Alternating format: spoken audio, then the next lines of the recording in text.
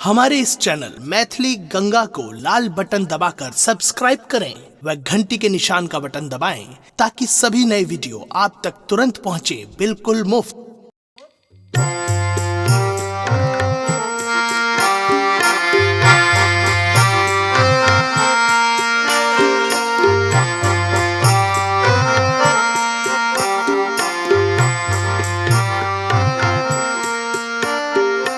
आठ ही काठ के कोठरी या हो दीनानाथ रूपे छान लागल केवा।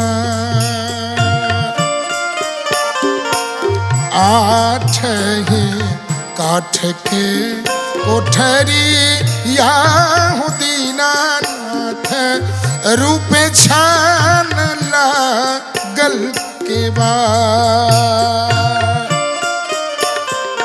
ताही ऊपर चढ़ी के बैसल हो दीनानाथ बाँझ ही के बर्बाद लेठा।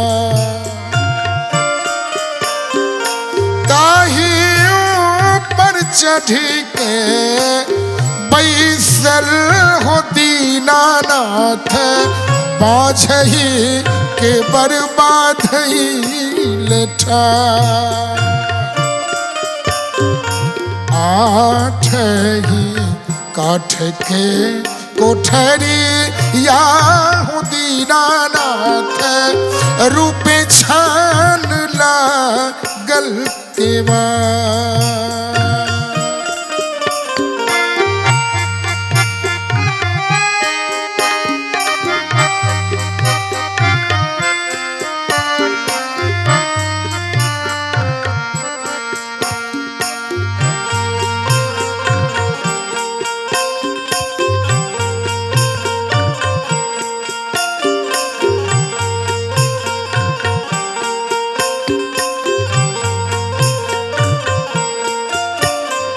चादरी उठाई जब देखल हूँ दीनानाथ कोने संकट पड़ल तोहार। चादरी उठाई जब देखल हूँ दीनानाथ कोने संकट पड़ल तोहार। पुत्र संकट पड़ल मोरे हो दीनानाथ ओही लेके बर्बाद लेठा। पुत्र संकट पड़ल मोरे हो दीनानाथ ओही लेके बर्बाद लेठा।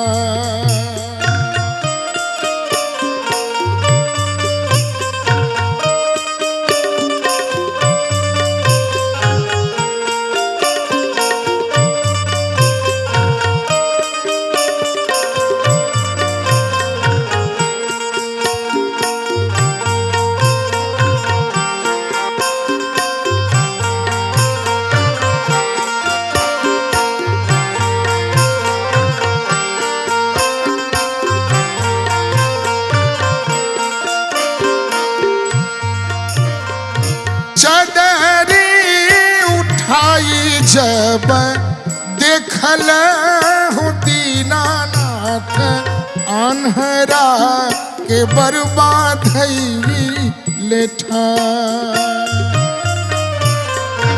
चादरी उघारी जब देखल हूँ दीनानाथ अन्हरा के बर्बाद लेठा। नैना संकट पड़ल मोरे हो दीनानाथ नैना संकट पड़ल मोरे हो दीनानाथ ओही लेके बर्बाद लेठा नैना संकट परन मोरे हो दीनानाथ ओहिले के बर्बाद लेठा